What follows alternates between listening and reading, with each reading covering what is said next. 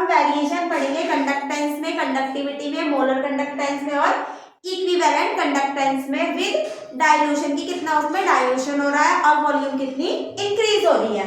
सबसे पहले हमारा कंडक्टेंस है जिसे हम सी से डिनोट करते हैं। जितना ज्यादा हमारा कंडक्टेंस इंक्रीज होता है उतना ही क्या होता है, डाइल्यूशन भी इंक्रीज होता है, लेकिन वॉल्यूम क्या होती है, डिक्रीज होती है।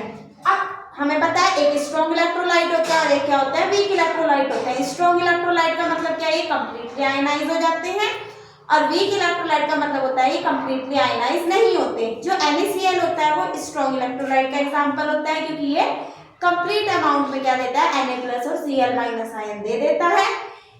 ठीक इसी के अकॉर्डिंग जो हमारे वीक इलेक्ट्रोलाइट होते हैं उसका जो एग्जांपल होता है उसके अंदर क्या आता है, हमारा एसिटिक एसिड आता है। जो एसिटिक एसिड होता है वो वीक इलेक्ट्रोलाइट होता है क्योंकि इसके अंदर जो CH3COO- होते हैं वो कम आयन देते हैं और H+ आयन का देता है, ज्यादा आयन देता है।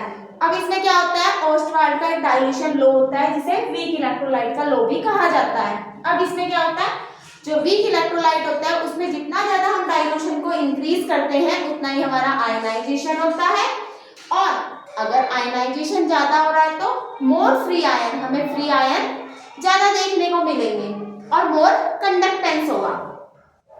वीक इलेक्ट्रोलाइट में क्या होता है, हमारा ओस्टवाल्ड डाइल्यूशन लो भी से कहा जाता है। इसमें क्या होता है, जितना हम डाइल्यूशन को इंक्रीज करेंगे उतना हमारा आयनाइजेशन इंक्रीज होगा। आयनाइजेशन अगर इंक्रीज होगा तो हमें आयन क्या मिलेंगे, ज्यादा अमाउंट में फ्री आयन मिलेंगे और कंडक्टेंस भी हमारा इंक्रीज होगा। और जो हमारे स्ट्रॉन्ग इलेक्ट्रोलाइट होते हैं इसमें आयनाइजेशन क्या होता है, नंबर ऑफ आयनाइजेशन क्या होता है, हमें सेम देखने को मिलता है, एक जैसा ही होता है जो आयनाइजेशन होता है। बट जो मूवेबिलिटी होती है, मतलब कि मूव करने की जो आयंस की प्रोबेबिलिटी होती है, मतलब कि कौन तेज मूव करेगा कौन धीरे मूव करेगा, मूवेबिलिटी इंक्रीज होती है, कंडक्टेंस भी इंक्रीज होता है। अब एक नोट है, मोर टेरेस्टिक मतलब कि थोड़ा कठोर सा होगा। जितना ज्यादा इंक्रीज कंडक्टेंस को हम इंक्रीज करेंगे, ऑब्जर्व करेंगे, तो जो वीक इलेक्ट्रोलाइट होंगे वो भी क्या होंगे, इंक्रीज होंगे नंबर ऑफ फ्री आयन में। अब इसके बाद वो है कंडक्टिविटी। जो कंडक्टिविटी होती है उसे के से डिनोट करते हैं, के को नॉर्मली कापा भी कहा जाता है।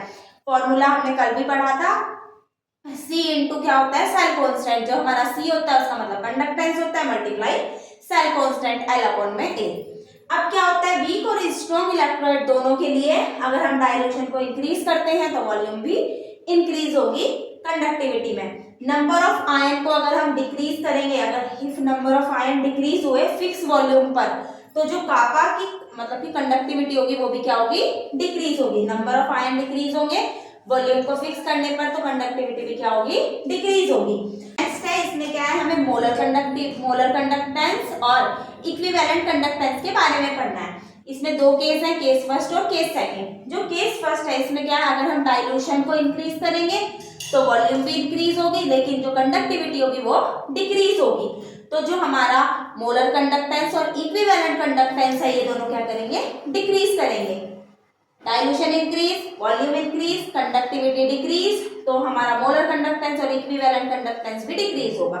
केस टू क्या है, अगर हमारा डाइल्यूशन इंक्रीज हुआ और वॉल्यूम भी इंक्रीज हुई तो जो हमारी मोलरिटी होती है, number of mole of solute upon में वॉल्यूम, वो डिक्रीज करेगी। Normality equivalent rate of mole upon में भी वो भी डिक्रीज करेगा। और जो हमारा मोलर कंडक्टेंस और इक्विवेलेंट कंडक्टेंस है वो क्या करेगा, इंक्रीज करेगा, मोर डोमिनेंट होगा। और ये अब क्या होता है, जो हमारा मोलर कंडक्टेंस और इक्विवेलेंट कंडक्टेंस होता है ये इंक्रीज होंगे, जितना जितना हमारा डाइल्यूशन होता है उतने उतने ये क्या करते हैं, इंक्रीज करते हैं। डिक्रीज इन कंसंट्रेशन को जितना हम क्या करते हैं, डिक्रीज करते हैं। पता चल गया। अब इसके लिए हमें पता चल गया, केस फर्स्ट केस टू होता है, डाइल्यूशन को इंक्रीज करेंगे वॉल्यूम इंक्रीज होगी, कापा डिक्रीज होगा, तो हमारा डेल्टा एम और डेल्टा EQ क्या होगा, डिक्रीज करेंगे। केस टू क्या था, dilution increase, volume increase, molarity decrease, normality भी क्या होगी, डिक्रीज होगी। तो डेल्टा एम और डेल्टा EQ मतलब इक्विवेलेंट कंडक्टेंस ये क्या करेंगे, इंक्रीज करेंगे। और जो डेल्टा एम मोलर कंडक्टेंस और इक्विवेलेंट कंडक्टेंस होगी इंक्रीज करेंगे विद डाइल्यूशन के साथ, ये इंक्रीज करते हैं और डिक्रीज करते हैं इन कंसंट्रेशन में। इन मोलर कंडक्टेंस विद कंसंट्रेशन के अकॉर्डिंग जो वेरिएशन आती है हम इसके बारे में पढ़ेंगे। अब इसमें क्या होती है, जो अगर हमारे पास स्ट्रॉन्ग इलेक्ट्रोलाइट है तो डीबे हकल ऑन सैगर एक इक्वेशन होती है जो हमें याद रखनी है स्ट्रॉन्ग इलेक्ट्रोलाइट के लिए। जिसमें हमारी मोलर कंडक्टेंस किसके इक्वल होती है, माइनस के। जो हमारा ए होता है ये क्या होता है, एक कांस्टेंट होता है, जिस कांस्टेंट को हम क्या बोलते हैं, कांस्टेंट डिपेंड ऑन। ये जो कांस्टेंट होता है ये विस्कोसिटी पर क्या करता है, हमारा डिपेंड करता है। और प्लस क्या होती है, हमारी लिमिटिंग मोलर कंडक्टेंस होती है। ठीक है, अगर हमारे पास वीक इलेक्ट्रोलाइट है तो उस केस में जो हमारी लिमिटिंग मोलर कंडक्टेंस होती है कैन नॉट बी डिटरमाइंड, उसको हम एक्सपेरिमेंटली डिटरमाइन नहीं करते। अब इसके बाद हमारे पास क्या होता है, कॉर्लॉश लॉ आता है, जो इंडिपेंडेंट होता है माइग्रेशन ऑफ आयन के लिए, इंडिपेंडेंट होता है। इसका यूज इसलिए करते हैं जब हमें limiting molar conductance weak electrolyte की निकालनी होती है। लिमिटिंग मोलर कंडक्टेंस अगर हमें वीक इलेक्ट्रोलाइट की निकालनी है तो हम कॉर्लॉश लॉ का यूज करते हैं। जब हमारी कंसंट्रेशन क्या होती है, जीरो होती है और डाइल्यूशन इन्फिनिटिव होता है। कंसंट्रेशन जीरो और डाइल्यूशन क्या होता है, हमारा इन्फिनिटिव होता है, तब इसका यूज करते हैं। जिसमें हमारी मोलर कंडक्टेंस और लिमिटिंग मोलर कंडक्टेंस किसके इक्वल होती है, अल्फा के इक्वल होती है।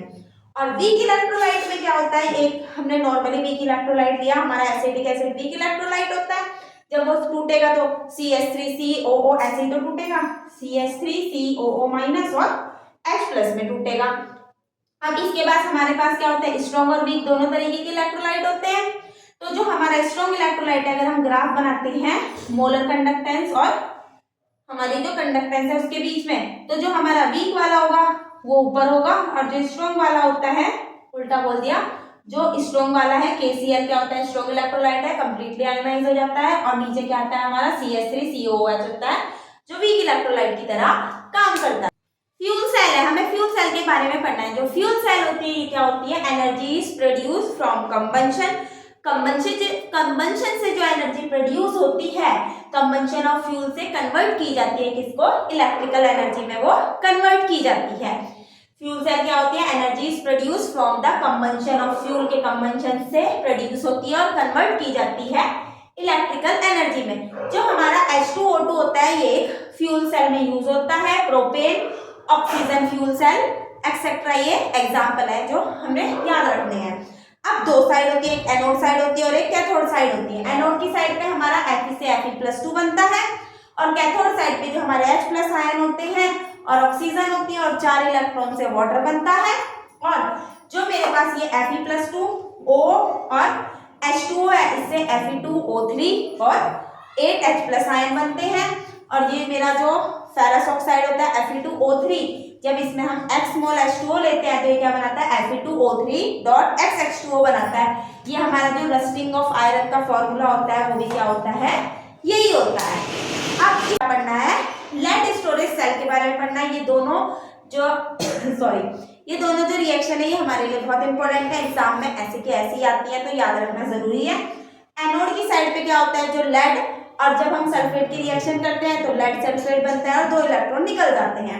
कैथोड वाली साइड पे जो लेड ऑक्साइड है, SO4 की रिएक्शन करेंगे H+ आयन और इलेक्ट्रॉन की, तो लेड सल्फेट बनेगा और वाटर के मॉलिक्यूल निकलेंगे। अगर हम इन दोनों रिएक्शन को जोड़ के लिख दें तो यहाँ से ये वाले इलेक्ट्रॉन और ये वाले इलेक्ट्रॉन क्या हो जाते हैं, कट हो जाएंगे। कट होने के बाद Pb + PbO2 + 2H2SO4 से क्या बनेगा, PbSO4 और 2H2O बनेगा। अब इसके बाद हम पढ़ेंगे इफिशियंसी ऑफ सेल। अब जो सेल की इफिशियंसी होती है, उसे हम ईटा से डिनोट करते हैं। जो हमारा ईटा होता है ये क्या होता है, हमारा इलेक्ट्रिकल एनर्जी ऑफ प्रोडक्ट, जो प्रोडक्ट की इलेक्ट्रिकल एनर्जी होती है वो, और enthalpy of combustion, energy of product upon में एंथैल्पी ऑफ कंबंशन, जिसको हम ये भी बोलते हैं केमिकल एनर्जी प्रोड्यूस की, कितनी एनर्जी प्रोड्यूस हुई है। Delta G energy, electrical energy produce upon में डेल्टा एच जो हमारी एंथैल्पी है। डेल्टा जी का फॉर्मूला होता है -NF ई सेल और अपॉन में क्या होता है, डेल्टा एच होता है जो एंथैल्पी होती है। इसके बाद हम अपना नेक्स्ट पढ़ेंगे।